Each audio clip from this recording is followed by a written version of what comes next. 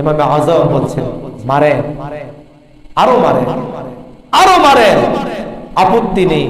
সাহাবায়ে কেরামরা এই দ্বীনের জন্য তাজা রক্ত দিয়ে জীবন দিয়েছে, ঠিক কি না বলেন? দেন মা শুনতেছে কথাগুলা, মা বলছে স্টপ, আর একটা মার দিবেন না। কি অপরাধ আমার ছেলে? আপনার ছেলে দ্বীনের দাওয়াতি কাজ দিতেছে, এগুলো করা যাবে না। কেন করা যাবে না? এই দেশে এটা চলবে না। কেন চলবে না? রাষ্ট্রের নিয়ম। তাহলে কি করতে হবে? একটা উপায় আছে। কি উপায়?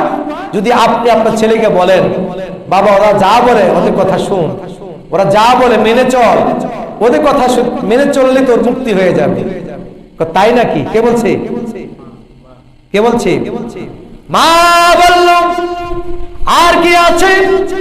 বলল আপনি হচ্ছেন ইমামে আযমের মা, আবু হানিফার মা। আপনি যদি জেলার সাহেবকে বলেন, জেলার সাহেব আমি আযমের মা, আপনি আমার সন্তানকে মুক্তি দিয়ে দিন, আমার ছেলে যা শুনতে চায় আপনার যা বলবেন সব মেনে চলবে। ইমামে আযমের মা বললেন, এই ইমামে আযম আমার দিকে তাকা। তাকালো মার দিকে, তো তোমার গর্ভধারিণী মাকে, তো তুমি আমার নির্দেশ হলো যতক্ষণ তোর নাকি নিঃশ্বাস আছে ততক্ষণ পর্যন্ত আল্লাহর দ্বীনের উপর অটল থাকবি। الإسلام على خمسة أركان في الدين صوم আজকে যারা কবরবাসী হয়েছেন তারাও আমাদের মতনই মসজিদে নামাজ পড়েছে, আলোচনা শুনেছে, এই রাস্তা দিয়ে হাঁটাচলা করেছেন, বাজার করেছেন, কালিয়াকুড়ি গিয়েছেন, বিভিন্ন ব্যস্ততার সময় কাটিয়েছেন। সো আজকে যখন তারা নেই, দুনিয়া ঠিকই আছে, রাস্তা ঠিকই আছে, বাড়ি ঠিকই আছে, কালিয়াকুড় জায়গায় ঠিকই আছে, চন্দ্র জায়গায় আছে, শবিপুর জায়গায় আছে, কিন্তু মানুষটা নাই। মানুষটা আছে? তার মানে হলো দুনিয়া হলো ক্ষণস্থায়ী, আখিরাত চিরস্থায়ী। দুনিয়া আমার সঙ্গে খেল তামাশা করে, কিন্তু তিনি আপনার সঙ্গে আমার সঙ্গে কখনো প্রতারণা করেন না, কখনো প্রতারণা করতে পারেন না। তিনি যা বলেন তাই করেন। তিনি কে? জোরে বলেন আল্লাহ। বলেন বান্দা আমার করুণা, আমার বলতে কিছু নাই, আমার বলতে কিছুই থাকবে না, দুনিয়ার সব কিছু পরে থাকবে, শুধু তুমি থাকবা না। পরিবার পরিজন, সন্তান, স্ত্রী, ঘর বাড়ি, ব্যবসা বাণিজ্য, চাকরি বাকরি সব পরে থাকবে, কিন্তু তুমি থাকবে না। তোমাকে যে রব দুনিয়াতে পাঠিয়ে দিয়েছেন, ওই রব যখন তোমাকে ডাক দিবে, একটি সেকেন্ড আর পৃথিবীতে থাকার ক্ষমতা তোমার থাকবে না। তোমাকে যখন মসজিদের পালকি আহ্বান করবে বরযাত্রী বরণ করার জন্য, সাদা কাপড়ের কাপড় তোমাকে আহ্বান করবে তোমাকে সাজানোর জন্য, তোমাকে যখন আতর কর্পূর আর সুরমা তোমাকে আহ্বান করবে চোখে দেওয়ার জন্য, জীবনের শেষ তোমাকে কর্পূর দেওয়া হবে, আতর দেওয়া হবে, বর সাজিয়ে যখন চার কাঁধে করিয়া মসজিদের পালকিতে সাজিয়ে নেওয়া হবে, সেদিন তোমার আপন বলতে কেউই থাকবে না। যিনি আপন ছিলেন তিনি আপন থাকবেন, তিনি আপন আছেন, তিনি কে? আমরা কি সে মহান মনিবকে চিনি? মহান মনিবকে চিনতে পারি না, মনিবের ইবাদত করতে চাই না, মনিবের জন্য সময় ব্যয় করতে পারি না। এত ব্যস্ততা আমাদের মাঝে চলেছে, আজান হয়ে যায়, নামাজ পড়ার সময় হাতে থাকে না। এত কর্ম ব্যস্ত আমাদের জীবন, আমরা নামাজ পড়তে চাই না। আল্লাহ না করুক যদি আপনি কর্ম অবস্থায় যেখানে বসে কাজ করছেন, যেখানে দাঁড়িয়ে কাজ করছেন, আল্লাহ যদি হুকুম করে ওখানে আজরাইল এসে আপনাকে গ্রেফতার করে পরোয়ানা দিয়ে নিয়ে যাবে, থাকা যাবে? দুনিয়া খরচ নাই, কেমনে প্রতারণা করে দেখেন। দুনিয়া আমাকে শিখায় অমুকে 5 তলার মালিক, তুমি 10 তলার মালিক হও, ওরুকে এত টাকার মালিক, তুমি এত টাকার মালিক হও। তখন আমরা টাকার জন্য এই বাড়ির জন্য কম্পিটিশন করি, ওয়াইলুল লিকুল্লি হুমাযাতিল লুমাযা করি না? কম্পিটিশন হয়ে যায়, প্রাসাদের পিছনে ছুটতেছি, অর্থের পিছনে দৌড়াচ্ছি, টাকার জন্য, বাড়ির জন্য, গাড়ির জন্য দৌড়াচ্ছি। কিন্তু বন্ধুরা আমার, ও বাবারা আমার, ভাইরা আমার, নির্দিষ্ট যখন সময় চলে আসবে আর থাকতে পারবেন না, থাকার ক্ষমতা নাই। আমি আর আপনি যখন এত পেরেশান, এত ব্যস্ততা তখনই শেষ হয়ে যাবে। আল্লাহাকুমুত তাকাসুর হাত্তা যুরতুমুল মাকাবির, কবর যাওয়ার আগ পর্যন্ত মানুষের ব্যস্ততা কমবে না, কমবে?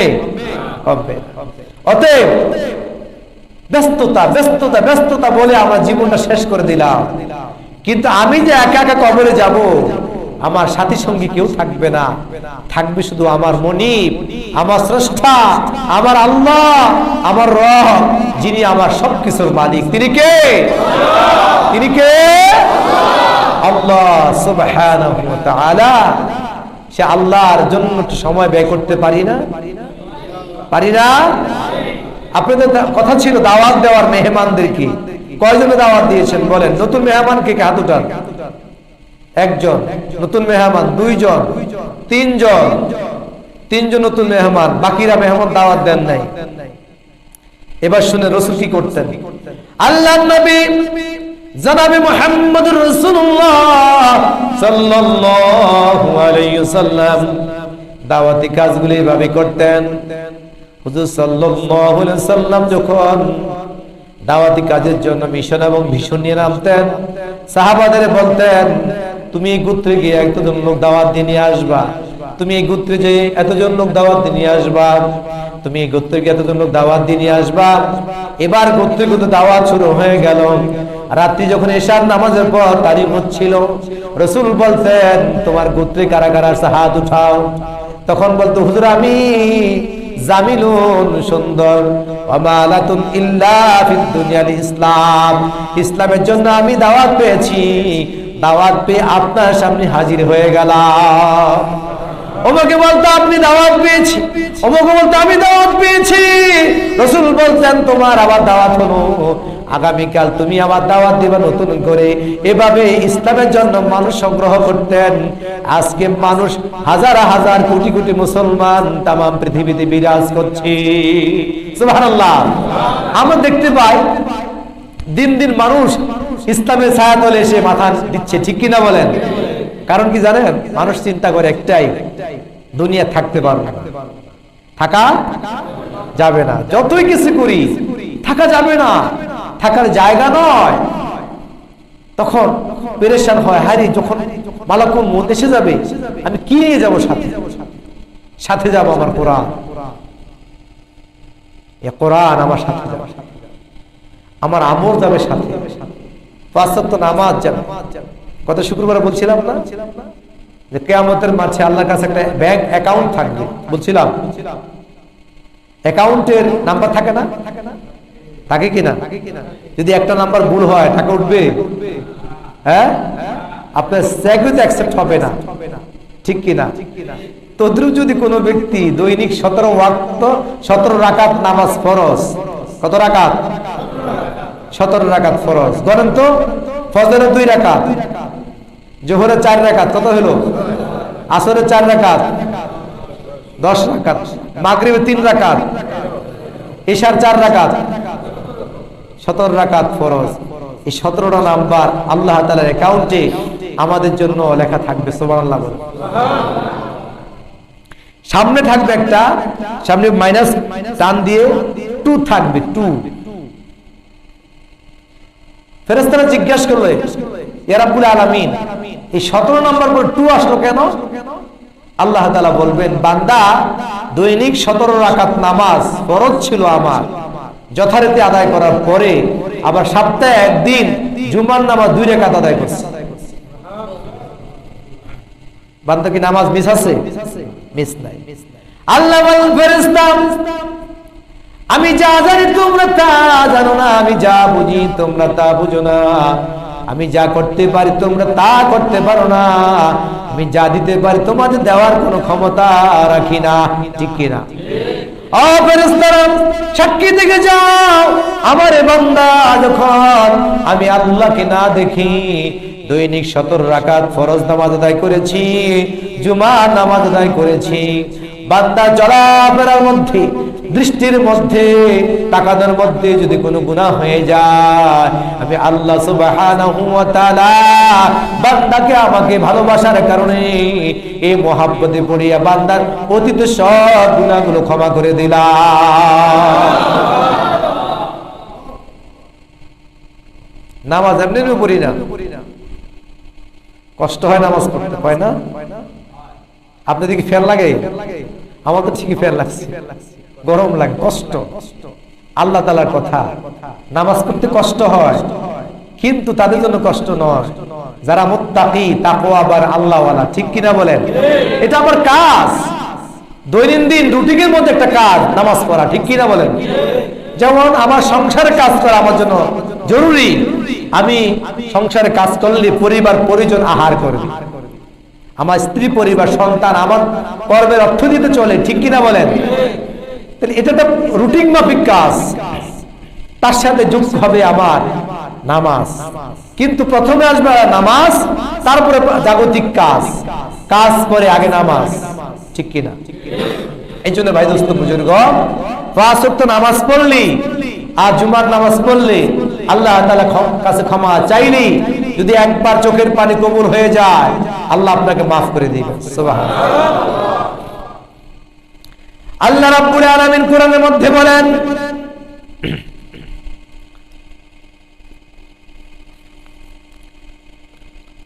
মহান রব্বুল আলামিন কোরআন দিয়েছেন পৃথিবীর মানুষকে কোরআন শেখার জন্য। কোরআন এমন একটি সংবিধান, যে সংবিধান অনুসরণ করলে বান্দা কখনো পথহারা হবে না, বান্দা কখনো আল্লাহ থেকে বিচ্যুত হয়ে পড়বে না। কোরআন অনুসরণ করলে দুনিয়া শান্তি পাওয়া যায়, কোরআন অনুসরণ করলে আল্লাহর শান্তি আকাশ থেকে নাজিল হয়ে যায়। কোরআন অনুসরণ করলে পরিবার পরিজন নিরাপদ জীবন যাপন করার সুযোগ পায়। কোরআন অনুসরণ করলেই পরকালে আল্লাহর জান্নাত পাওয়া যায়। আল্লাহ তাআলা বলেন, একটি আয়াত দিয়ে বোঝাচ্ছি, সূরা বাকারার 1 নম্বর আয়াত আল্লাহ বলেন, 2 নম্বর আয়াত আল্লাহ বলেন, যালিকাল কিতাবু লা রাইবা ফীহি হুদাল লিল মুত্তাকিন। আলিফ লাম মিম, এটা আল্লাহ তাআলার একটি বিশেষ করুণা। যালিকাল কিতাব, ইয়া এমন একটি কিতাব, এমন একটি বাণী, এমন একটি সংবিধান, লা মানি না, রাইব ভুল, রাইব মানে কি? ভুল। লা মানি না, লা রাইব, কোনো ভুল খুঁজে পাবা না।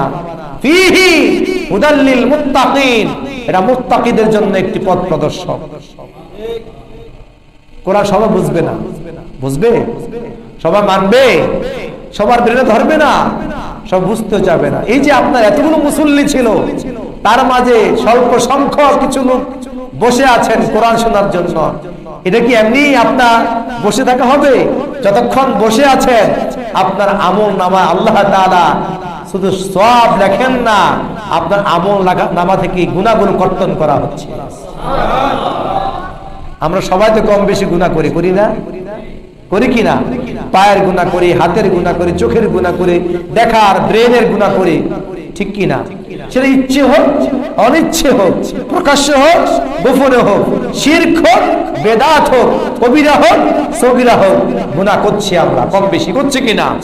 আর আল্লাহ তাআলা বলেন, বান্দা যখন আমার কোরআন শুনবে, কোরআন সামনে নিয়ে কথা বলবে, কোরআন তেলাওয়াত করার জন্য দৃষ্টি কোরআন দিকে রাখবে। কোরআন যখন তেলাওয়াত হবে, বান্দা মন প্রাণ কান যখন কোরআনের দিকে দিবে, শুধু আমল নামায় সওয়াব লিখি না, আমল নামা থেকে বান্দার গুনাহগুলো একটি একটি করে কর্তন করে দে। বান্দারা আমার, আজকে যারা বসেছেন নিশ্চয়ই দুইটা কাজ পেয়েছেন। একটা হলো সওয়াব অর্জন করেছেন, আরেকটি হলো আমল নামা থেকে গুনাহ মাফ পেয়েছেন। কিয়ামতের মাঠে মুসিবতের সময় যখন বিপদে পড়ে যাব, আল্লাহ বলবেন, বান্দা তুমি আমার কোরআন শুনেছো, আসো আমি তোমাকে আজকে সবার সামনে লাঞ্ছনা গঞ্জনা দিব না, তোমাকে অপমান করব না, তোমাকে বেজ্জতি করব না, আর সবার সামনে তোমাকে জিজ্ঞাসা করব না। বান্দাকে পর্দা দিয়ে দিবেন, পর্দার মাঝখানে জিজ্ঞাসা করবে এই গুনাহগুলো ওই জায়গায় করছো কিনা, ওই সময় করছো কিনা। বান্দা জিজ্ঞাসা করার পর বলবে, আল্লাহ না জেনে না বুঝে না শুনে শয়তানের ওয়াসওয়াসা গুনাহ করে ফেলেছি। আমি আবার একটা ভালো কাজও করেছি। 2021 সালের ফেব্রুয়ারি মাসের 12 তারিখ জুমার দিন ঈশান নামাজের পর তোমার কোরআন শোনার জন্য বসে গেলাম। তুমি রহমান, তুমি রহিম, তুমি গফফার, তুমি সত্তার, ওই নামের উসিলা কি মাফ করতে পারো না?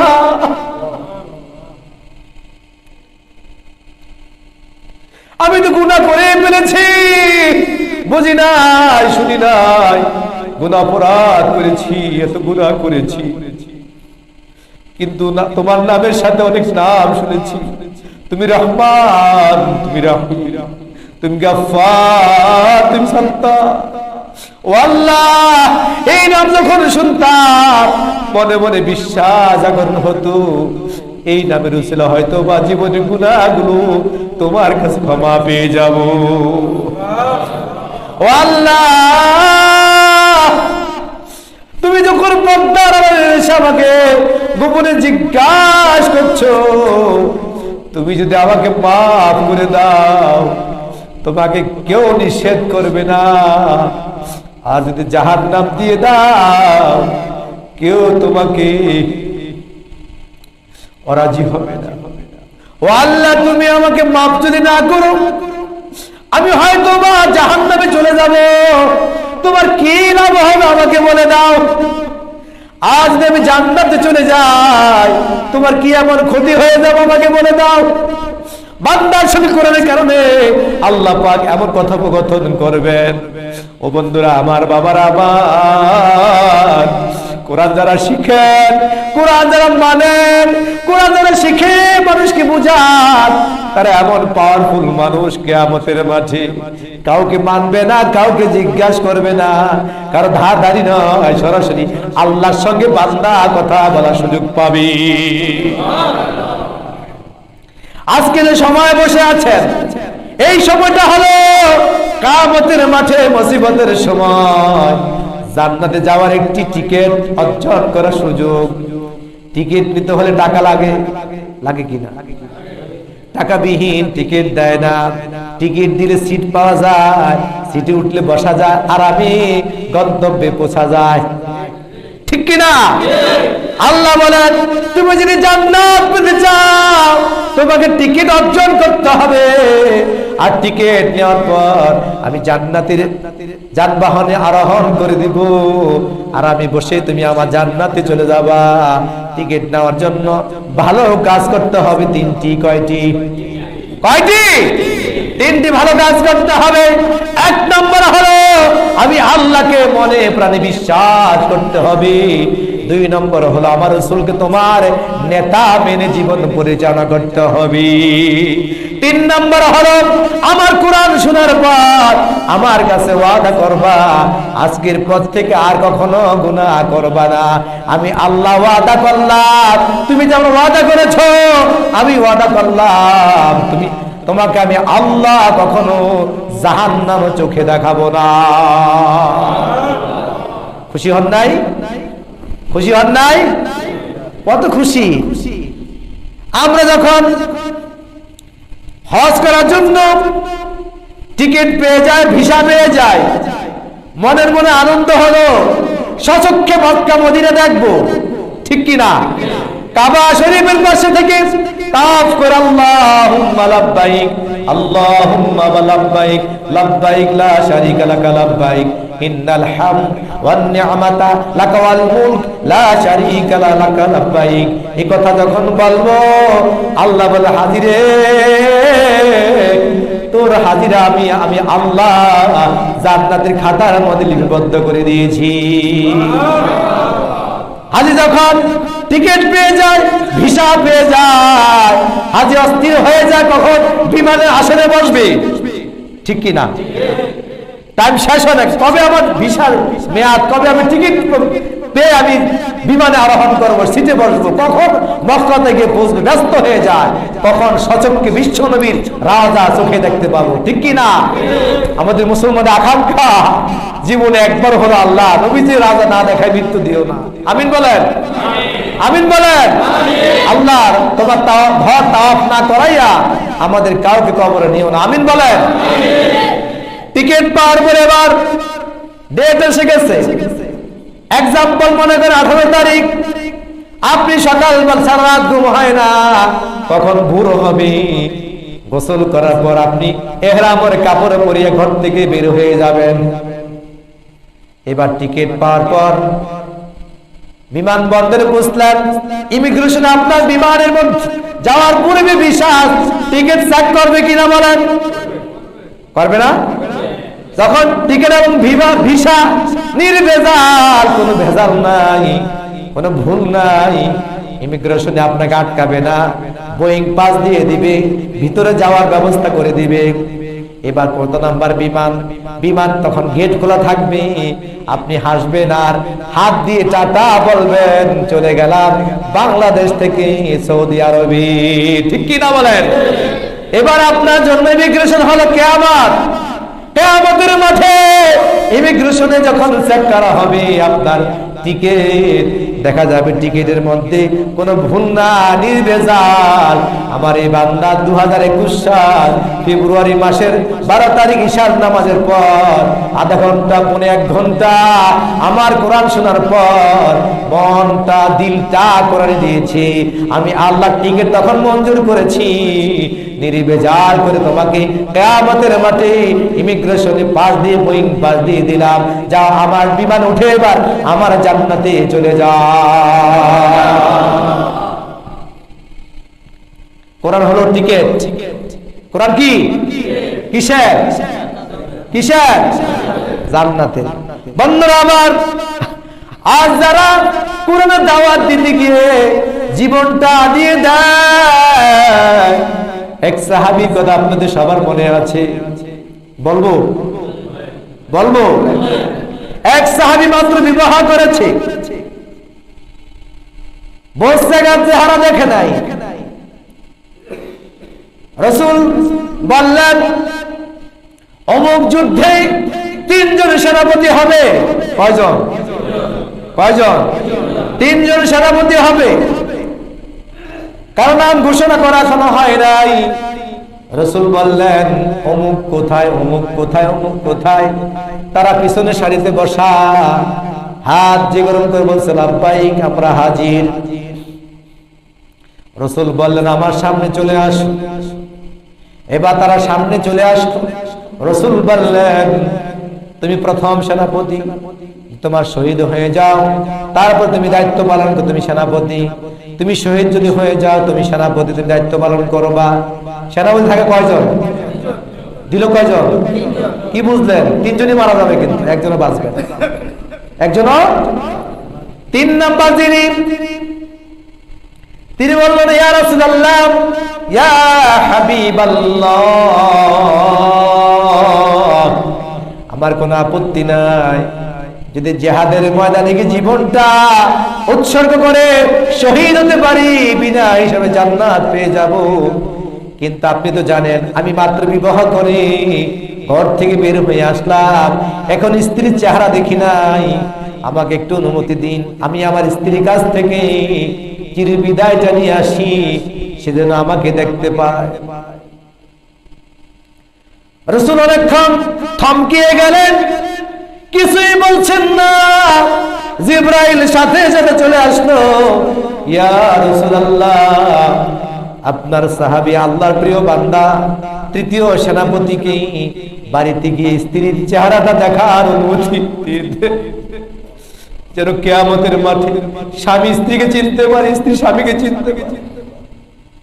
রাসূল একথা শোনার পর বলছে, যাও, বেশি দেরি করো না, ঘরে প্রবেশ করো না, বাহির থেকে চলে এসো। রাসূল ইশারা সব বলে দিলেন। ওই তৃতীয় সেনাপতি বাসায় চলে গেলেন। স্বামীর অপেক্ষায় নববধূ সময় গণছে, টাইম গণছে। ইতিমধ্যেই তার হাজবেন্ড চলে আসছে, তার স্বামী চলে আসছে। মনটা অনেক খুশি হয়ে গেছে। হয়তোবা স্বামীর সঙ্গে অল্প সময় কিছু কথা বলতে পারলে তার মনটা শান্তি হয়ে যাবে। স্বামী বেচারা বলল, খুশি হওয়ার কারণ নাই, আমি তোমার সঙ্গে সময় পাস করতে আসি নাই, তোমার সঙ্গে কথা বলতে আসি নাই, আমি এসেছি, আমি তোমার কাছ থেকে বিদায় নিয়ে গেলাম। এই জিহাদের ময়দানে তিনজন সেনাপতি, আমি তৃতীয় নাম্বার। আমার মন বলতেছে তিনজন সেনাপতি ফিরে আর আসবে না, তিনজনই জিহাদের ময়দানে আল্লাহ রাস্তা জীবন চলে দিয়ে দিবে। ওগো প্রাণের স্ত্রী, বিদায় দিয়ে দাও, আমার প্রতি দাবি রেখো না। আমি তোমার হক আদায় করতে পারলাম না, তোমার গায়ে স্পর্শ করতে পারলাম না, স্বামী হিসাবে তোমার খেদমত করতে পারলাম না। স্ত্রী বলল, আল্লাহর দোহাই লাগে, আপনার পায়ে ধরে বলি, আপনার চেহারা মুবারক না দেখাইয়া আমার কাছ থেকে বিদায় নিবেন না। স্বামী বলল, যদি একবার চেহারা দেখো, তোমাকে আমার আলিঙ্গন করতে মনে হবে, তোমার আমার প্রতি তোমার মায়া দয়া বেশি বেরিয়ে যাবে, ভালোবাসা প্রেম প্রীতি বেশি যাবে, তুমি আমার চেহারা দেখো না। স্ত্রী বলল, আল্লাহর দোহাই, আল্লাহি কসম খেয়ে বললাম, আমি কসম দিলাম আপনার গায়ে টাচ করবো না, শুধু চেহারা দেখে রাখবো, যেন কিয়ামতের মাঝে আমি আমার স্বামীকে চিনতে পারি।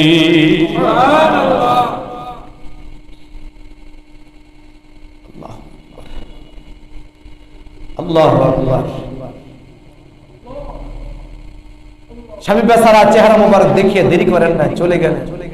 ঠিকই জিহাদের মধ্যে শহীদ হয়ে গেল। খবর চলে স্ত্রীর কাছে, স্ত্রী দৌড়িয়ে চলে গেলেন স্বামীর খবর পেয়ে।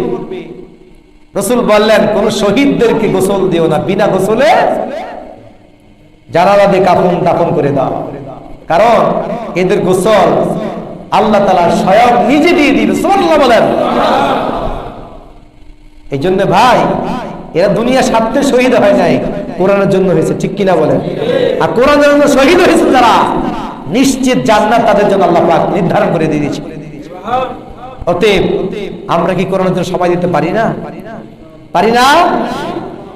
তাহলে কোরআন মানবো, কোরআন দিয়ে জীবন গঠন করব, সংসার ব্যবসা বাণিজ্য সব চলবো, আমল করে চলবো। আর প্রতি শুক্রবার ঈশার নামাজের পূর্বেই বন্ধু বান্ধব দাওয়াত দিয়ে নিয়ে আসবেন। যদি একজন মানুষ দাওয়াত পেয়ে একটু পরিবর্তন হয়, এর সওয়াব আপনিও পাবেন। উনি আরেকজনকে নিয়ে আসলো, এর সওয়াব উনিও পাবে, আপনিও পাবেন। এভাবে ইসলামী সংখ্যা, মুসলমানদের সংখ্যা, দাওয়াতি সংখ্যা, কোরআনের সংখ্যা, ইসলামী দাওয়াতি জাহাজের সংখ্যা বেড়ে যাবে, ঠিক কিনা বলেন? আল্লাহ আমাদেরকে কবুল করুক, আমিন। কষ্ট দিয়ে ফেললাম না, সময় নষ্ট করলাম? হাজিরিন, আমার মাহফিল ছিল দুইটা, একটা ছিল নোয়াখালীতে। আমার ইউটিউব থেকে প্রোগ্রামগুলো আসতেছে, ইউটিউব থেকে মাহফিলগুলো দেখে কিছু অ্যালার্জি ওলা লোক আছে না, বুঝুন তো, যাদের গায়ে চুলকানি আছে। কি আছে? চুলকানি। কোরআন শুনলে কি হয়? চুলকানি হয়। এই জন্য ওনাদের চিন্তা হলো, উনি যদি মাহফিলে আসে আমাদেরকে ধোলাই দিবে। কি দিবে? হাত দিয়ে তো ধোলাই দেবো না, মুখ দিয়ে দিবে। এখন মুখ দিয়ে দিতে গেলে কারো গায়ে লেগে যায়, চুলকানি উঠে যায়, তারা মাহফিল গুলো বন্ধ করে দিচ্ছে। বাংলাদেশের শীর্ষস্থানীয় ওলামায়ে কেরামের মাহফিল গুলো বন্ধ হয়ে যাচ্ছে। আমির হামজার মাহফিল সারা বাংলাদেশ স্টপ, তারেক মনোয়ার মাহফিল স্টপ। আজান তো দেশ ত্যাগ করলই, মামুনুল হকের মাহফিল স্টপ গুলো খুব দুঃখজনক বিষয়, কষ্টের বিষয়। আমার মাহফিল ছিল নোয়াখালীর প্রথমটা, দ্বিতীয়টা ছিল আমাদের কুমিল্লাতে, সেটাও বন্ধ। আগামী 18 তারিখে মাহফিল আছে টাঙ্গায়, জানি না সেটা কি হবে, আল্লাহ ভালো জানেন। দোয়া করেন, জীবন যতক্ষণ আছে হক কথা বলে যাব। মৃত্যুবরণ করতেই হবে, মৃত্যু হবে একদিন। যদি ইসলামের শহীদ হয়ে যায়, গুলি খেয়ে মারা যায় এবং পিটিয়ে মেরে ফেলে, কিয়ামতের মাঠে এটি জান্নাতে যাওয়ার সুযোগ হয়ে যাবে। তাই বলি হক কথা থেকে সরে যাব? হ্যাঁ, হক কথা না বললে আল্লাহকে জবাবদিহি করতে হবে। এই জন্যই দেশের অবস্থা খুব ভালো না, শোচনীয় অবস্থা। এখন যারা ভালো মানে গায়ালি গায় না, দালালি করে না, কিছু লোক আছে না, তাদের মাহফিল বন্ধ হয় না, তাদের মাহফিল বন্ধ হবে না। কারণ তারা হচ্ছেন ঝালমুড়ি। কি মুড়ি? ঝালমুড়ি। ঝালমুড়ি বুঝুন তো, ঝালমুড়ি বানাতে অনেক কিছু লাগে, লাগে না? লাগে। ঝালমুড়ি, ঝালমুড়ি যখন অনেক কিছু লাগে, এই ঝালমুড়িওয়ালা যারা বক্তা আছেন তারা সব কিছু নিয়ে চলেন। বাতিলের সঙ্গে হাত করেন, হকের সঙ্গে হাত করেন, কিন্তু আল্লাহ বলছেন না, ওয়াতাকতুমুল হক ওয়া আনতুম তা'লামুন। আজকে বলছিলাম জুমার বয়ানে, তুমি জেনে শুনে সত্যকে গোপন করো না। কথা কার? কথা কার? আল্লাহ। মামুনুল হক হক কথা বলে, এটা অনেকে সহ্য হয় না। আমির হামজা হক কথা বলে, সহ্য হয় না। তারেক মানা হক কথা বলে, সহ্য হয় না। বলেন তো, এরা কি কোরআনের বাহিরে কথা বলে? কোরআন দিয়ে কথা বলে। আর কোরআন দিয়ে কথা বলতে গেলেই গায়ে চুলকানি উঠে যায়, কিন্তু কখনো পারবে না। হয় সাময়িক আপনারা স্টপ করছেন মাহফিল, এই দিন দিন নয়, আরো দিন আছে, এই দিনটা নিয়ে যাবে, সেদিনে মনে করিয়ে দিবে। সেদিন পাই টু পাই আমরা হিসাব করে নেব, যেদিন 2021 সালে মাহফিল বন্ধ করছেন। ঠিক কিনা? যারা দালালি করছেন তাদের হিসাব দিতে হবে, আর যারা আলেম হয়ে দালালি করেন এই জবাব দিতে হবে। কারণ আল্লাহ কোরআনের সঙ্গে সাংঘর্ষিক হয়ে যায়। আল্লাহ তাআলা বলছেন, ওয়ালা তালবিসুল হক বিল বাতিল। হক কখনো বাতিলের সঙ্গে একত্রিত থাকতে পারে না। ঠিক কিনা বলেন? হক কখনো বাতিলের কাছে মাথা নত করবে না, হক মাথা উঁচু করে চলবে। মামুনুল হককে আপনি যত আপিলা রাখেন পারবেন না। এক সময় মামুনুল হক, আজহারি, আমির হামজা, তারেক মনোয়ার বাংলাদেশকে ইসলামী দাওয়াতি কাজে শীর্ষে নিয়ে যাবে ইনশাআল্লাহ। আমরা সেই সময়ের অপেক্ষা আছি। ঠিক কিনা? সেই সময়ের অপেক্ষা আছে। এক পাখির আটকে রাখছেন জেলখানার মধ্যে, হাজারো পাখি জন্মাচ্ছে বাংলাদেশে। ঠিক কিনা? কার বাড়ি কোথা জানি না, বিশেষ করে একটি পাখির জন্য উত্তরবঙ্গের মানুষ, দক্ষিণবঙ্গের মানুষ কাপড়ে কাপড়ে রাস্তা নেমেছিল। ঠিক কিনা? একটি পাখি, একটি পাখিকে আবদ্ধ করেছেন, দুনিয়াতে বিদায় করতে চেয়েছিলেন, কিন্তু মৃত্যুর ফায়সালা কোথায় হয়? আসমানে হয়, জমিনে নয়। আপনারা তো সময় দিতে পারছেন না। মৃত্যুর ফায়সালা আসমানে হয়। আমরা যে মাযহাবের ইমামের অনুসারী, নাম কি? আবু হানিফা রাহমাতুল্লাহ। উনাকে জেলখানা আটকে রাখছিল কতদিন বলেন তো? 8 বছর। কয় বছর? মাঝে মাঝে ওনাকে টর্চার করত, রিমান্ডে নিয়ে যেত। একদিন ওনাকে বলছে, আপনার কি বাবা মা বেঁচে আছে? হ্যাঁ, আমার মা বেঁচে আছে। বয়স কত? 120 বছর। আলহামদুলিল্লাহ বলেন। আপনার মাকে আসতে বলবো? হ্যাঁ, সমস্যা নেই। এখন ইমামে আজম আবু হানিফা রাহমাতুল্লাহর মাকে খবর পাঠালো জেলখানা থেকে, আগামীকাল প্রচুর টর্চার হবে আপনার ছেলের, আপনার সম্মুখে আপনাকে যেতে বলা হবে। মাও 120 বছর বৃদ্ধা মহিলা, মন নরম নয়, ইসলামী মন। চলে গেলেন জেলখানার ভিতরে। ছেলে জেলখানার 4 দেওয়ালের মাঝখানে, মা বাহিরে। দৃশ্য দেখা যায়, টর্চার করতেছে, প্রচুর টর্চার। এক একটা চাবুক মারতেছে, চাবুকের সঙ্গে চামড়া উঠে আসতেছে। আল্লাহু আকবার। ইমামে আযম বলছেন, মারেন, আরো মারেন, আরো মারেন। আপত্তি নেই। সাহাবায়ে কেরামরা এই দ্বীনের জন্য তাজা রক্ত দিয়ে জীবন দিয়েছে, ঠিক কি না বলেন? দেন মা শুনতেছে কথাগুলা, মা বলছে স্টপ, আর একটা বার দিবেন না। কি অপরাধ আমার ছেলে? আপনার ছেলে দ্বীনি দাওয়াতি কাজ দিতেছে, এগুলো করা যাবে না। কেন করা যাবে না? এই দেশে এটা চলবে না। কেন চলবে না? রাষ্ট্রের নিয়ম। তাহলে কি করতে হবে? একটা উপায় আছে। কি উপায়? যদি আপনি আপনার ছেলেকে বলেন, বাবা ওরা যা বলে ওদের কথা শুন, ওরা যা বলে মেনে চল, ওদের কথা মেনে চললে তোর মুক্তি হয়ে যাবে। তাই নাকি? কে বলছে? কে বলছে? মা বলল। আর কি আছে? বলল আপনি হচ্ছেন ইমামে আজমের মা, আবু হানিফার মা। আপনি যদি জেলার সাহেবকে বলেন, জেলার সাহেব আমি আজমের মা, আপনি আমার সন্তানকে মুক্তি দিয়ে দিন, আমার ছেলে যা শুনতে চায় আপনার যা বলবেন সব মেনে চলবে। ইমামে আজমের মা বললেন, এই ইমামে আজম আমার দিকে তাকা। তাকালো মার দিকে, তো তোমার গর্ভধারিণী মাকে, তো তুমি আমার নির্দেশ হলো যতক্ষণ তোর নাকি নিঃশ্বাস আছে ততক্ষণ পর্যন্ত আল্লাহর দ্বীনের উপর অটল থাকবি।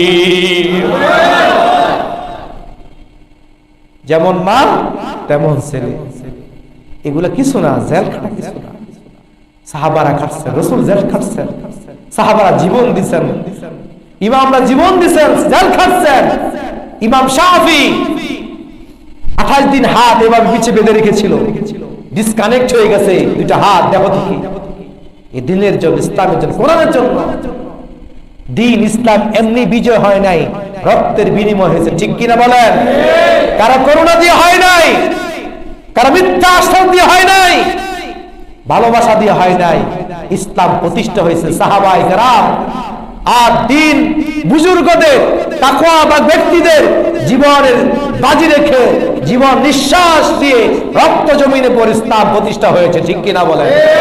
সেই ইসলাম যদি কেউ ধ্বংস করতে যায়, তোমরা ধ্বংস হয়ে যাবে, ইসলাম ধ্বংস হবে না ইনশাআল্লাহ। আমরা মর্দে মুজাহিদ রাস্তায় নেমেছি মৃত্যুকে স্বীকার করে, মৃত্যুকে ভয় আমরা করি না। ইনশাআল্লাহ চলবে আমাদের আলোচনা, আমাদের কথা চলবে, দ্বীনি কথা চলবে, কোরআনের কথা চলবে। বাতিলরা একদিন পৃথিবীতে ধ্বংস হয়ে যাবে, হক তাম পৃথিবীতে একদিন বিজয় হবে। হক ইসলাম ই শাসন, কোরআনের শাসন দিয়ে তাম পৃথিবী চলবে। কথাকার ফাইন্না হিজবাল্লাহুমুল গালিবুন, নিশ্চয়ই আল্লাহর দল একদিন বিজয় হবে। কথাকার